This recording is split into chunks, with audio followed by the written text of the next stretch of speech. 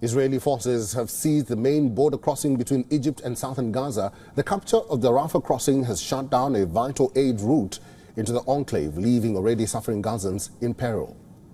After a night of airstrikes, as Israeli tanks established base on the Gazan side of the crossing, aid trucks were seen stuck on the Egyptian side. International concerns have grown over the plight of civilians crammed into Rafah. The White House says it is hopeful Israel and Hamas could close the remaining gaps in their ceasefire talks, adding that Israel said its military operation in Gaza's Rafah is limited. Doctors have said the closure of the crossing will cause further crises for the enclave's healthcare. Nutritional resources, medical resources, and humanitarian aid will not be able to enter Gaza Strip, leaving patients needing treatment that is not available. An injured Palestinian child's hope for treatment was dashed by the border closure.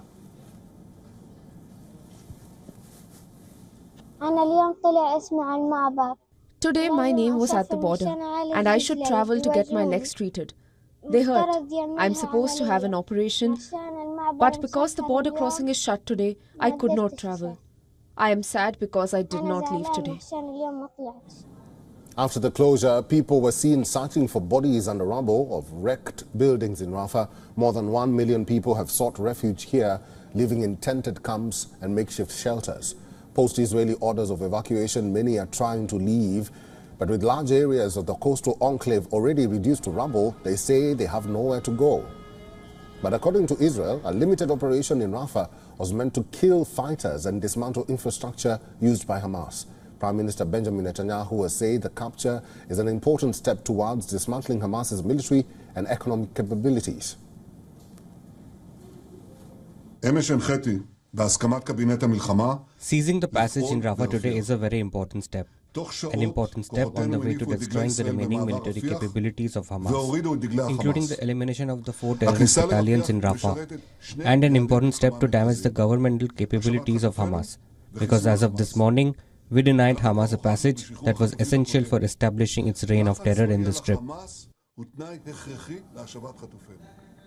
The United Nations appeals to both parties yet again to spare no effort to get a truce deal and warns Israel that an assault on Rafah will be a strategic mistake, a political calamity, and a humanitarian nightmare. After more than 1,100 Israelis killed in the Hamas terror attacks of 7 October, after more than 34,000 Palestinians killed in Gaza, haven't we seen enough? Haven't civilians suffered enough death and destruction? Make no mistake, a full-scale assault on Rafah would be a human catastrophe. Countless more civilian casualties. Countless more families forced to flee yet again with nowhere safe to go, because there is no safe place in Gaza. WION correspondent Jody Cohen spoke to former Israeli ambassador to India, Danny Kamen, on the hostage situation and the way forward. Yeah, you mentioned that there's a group of 20 former ambassadors involved. In what way are the ambassadors involved in this campaign? There's much of contacts,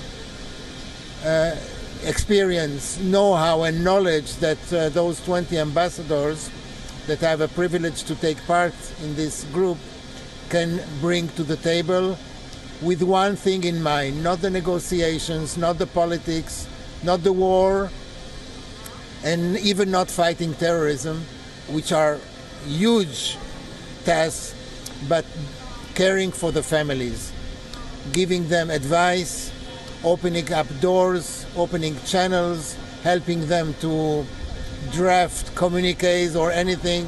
I think we are not only doing our best, but helping the families. Hamas has said that it's accepted Israel's offer for a ceasefire. What's your response to that? Until it's over, it won't be over until it's over. So we have to wait and see.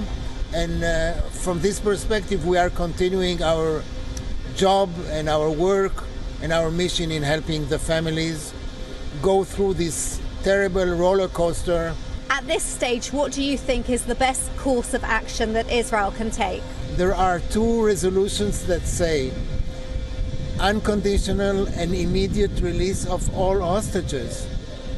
This should be done. I know it is put inside the equations. It should be taken outside.